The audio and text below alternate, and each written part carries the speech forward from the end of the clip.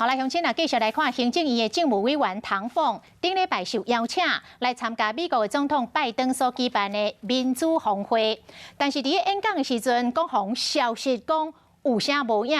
传出讲是因为唐凤演讲的广播，甲台湾甲中国用无共的色水来标示，美国认定讲这甲因一个中国的政策有出入，所以才有这段有影，这个有声无影的插曲。不过美国的国务院尾也出来驳回，讲是这个机器出问题，才会出现这款的失误，是无心之过。 美国拜登总统举办民主峰会，行政院政务委员唐凤冒风邀请来。So for Taiwanese people, democracy is like a social technology. It can only be enriched through the joint efforts of all. 唐凤讲到台湾的民主开放，画面本来无问题，不过尾啊讲出现唐凤的声音，画面嘛变啊真奇怪，敢讲是这张图受过敏感。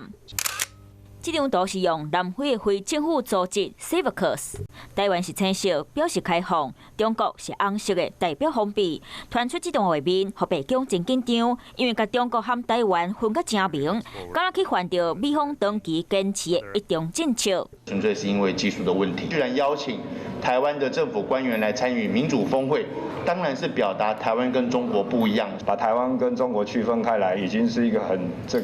平常的事，所以我不太认为说这有一个什么样子复杂的压力来制止。在野党立委提醒，嘛是要看清现实。就是说，我们也必须认识自己在一些国际政治上的这个限制哈。 白宫无发表正式的评论，国务院嘛讲，这是因为电脑的技术出问题，才会敢若出现唐凤的声音，无看到伊的人影。不过时机点受过敏感，无怪会互外界的人会去黑白想。